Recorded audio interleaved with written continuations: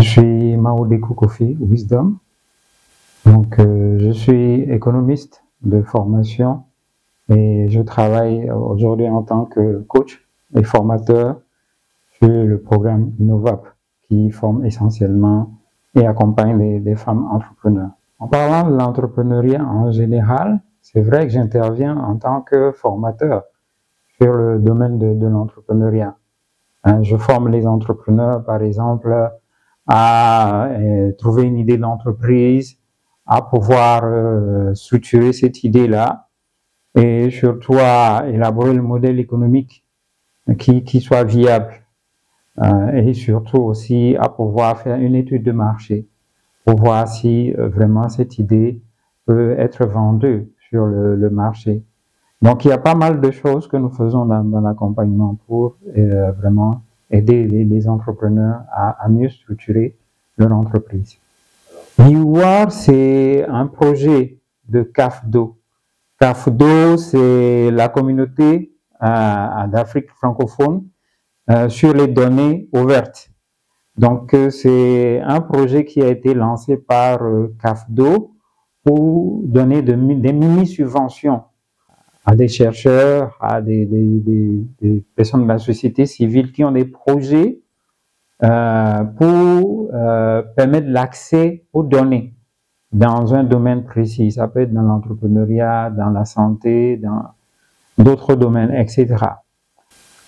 Bien, c'est une question assez pertinente. Il faut dire que, étant déjà dans le domaine de l'entrepreneuriat, surtout féminin, donc j'ai déjà une idée, une approche des besoins dans le domaine. Donc, je me suis dit, voilà une opportunité à saisir. Pourquoi ne pas présenter un tel projet?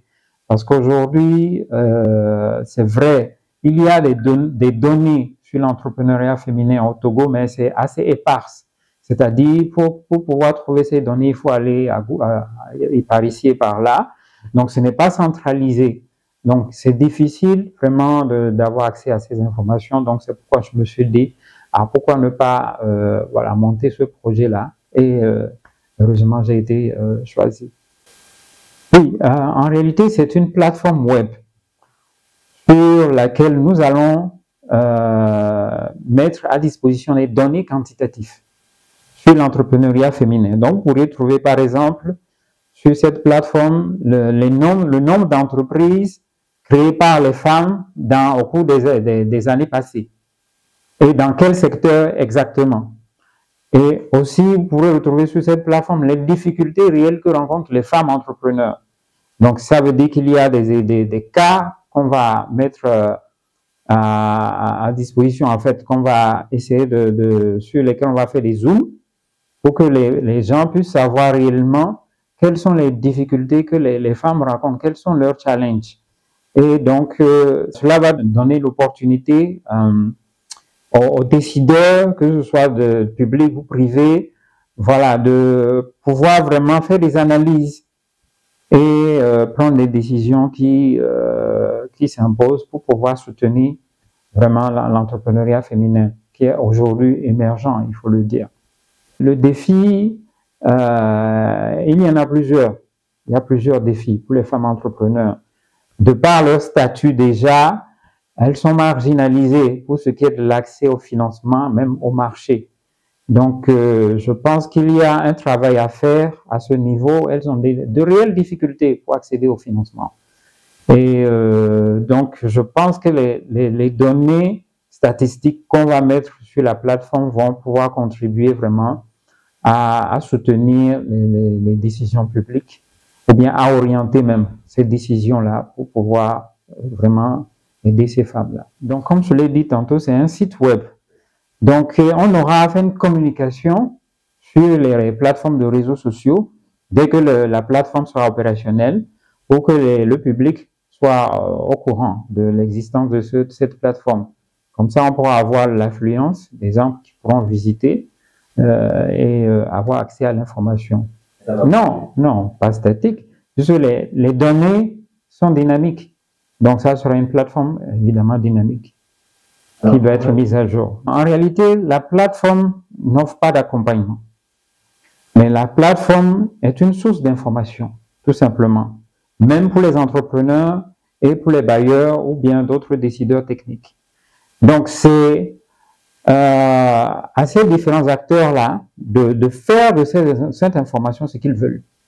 Mais nous, notre objectif, c'est que ces informations puissent être utiles dans les décisions, dans l'orientation des politiques qui seront menées en faveur de l'entrepreneuriat féminin. Donc, nous osons croire que c'est cette plateforme qui, en fait, centralise ces données-là, va contribuer positivement à l'émergence de l'entrepreneuriat féminin.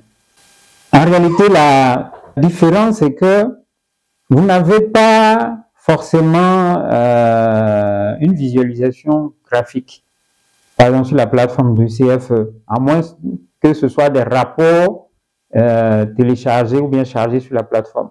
Mais sur notre plateforme, vous aurez des données quantitatives et également des visualisations graphiques.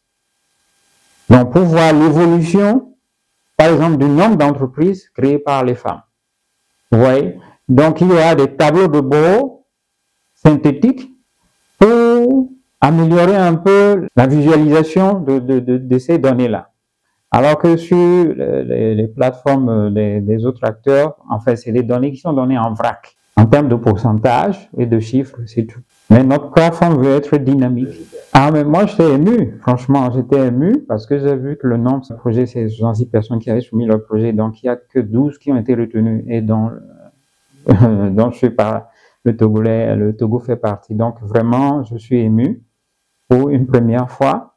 En réalité, c'est ma première fois même de participer à ce genre de choses. Et donc, j'ai été lauréat nominé. Voilà. Donc, je pense que c'est un privilège de faire partie de ces nominés-là. Et j'espère que vraiment, ce projet que nous voulons porter va contribuer dans une grande mesure à améliorer voilà, les conditions des femmes entrepreneurs. La durée, c'est de 45 jours, en fait, de mise en œuvre du projet. C'est de 45 jours à compter de la mise à disposition des fonds. Donc, nous aurons à travailler avec des techniciens qui vont développer, concevoir et développer la plateforme. Et donc, pendant ces 45 jours, on va travailler d'un commun accord avec la méthode agile, bien sûr, qui est assez flexible, pour voir comment mettre en place la charte graphique, voilà, tout ce qui est technique, la partie technique, le contenu, etc. Donc, on espère que d'ici les 45 jours, donc on aura vraiment atteint les objectifs qu'il faut. C'est vrai, il faut dire la vérité, c'est vrai que les montants qui nous sont alloués ne sont pas vraiment suffisants pour développer ce qu'on veut vraiment réaliser. Mais on va commencer par faire le minimum d'abord, et avec le temps, nous espérons trouver plus de financement pour amener cette plateforme à un autre niveau. Parce que notre objectif, c'est d'en faire en réalité une base de données des femmes entrepreneurs. Donc, que les femmes puissent venir s'enregistrer sur cette plateforme et que les décideurs puissent avoir accès à cette base de données. Et pour, notamment en matière de financement des projets, voilà, ou bien d'accompagnement technique, pour pouvoir orienter les décisions dans ces sens-là. Bien sûr, il y aura forcément un impact positif. Les femmes auront une visibilité à travers cette plateforme et surtout les décideurs, que ce soit du domaine privé ou public, auront accès à des données mieux centralisées, des données à analyser pour pouvoir vraiment toucher du doigt l'entrepreneuriat féminin. Quels sont les réels défis, les réelles difficultés que ces femmes rencontrent et voilà, agir en conséquence pour pouvoir soutenir ce secteur-là qui vraiment a un fort potentiel aujourd'hui. Donc, je pense qu'un travail est déjà fait par l'État, mais nous venons en complément de ce que l'État fait pour soutenir aussi son action. Aujourd'hui, sans l'accès aux données, il est difficile de voir comment évoluent les choses, dans quel sens les choses évoluent, surtout dans l'entrepreneuriat féminin, pour pouvoir prendre des décisions éclairées. Donc, c'est un grand merci à toute cette structure-là.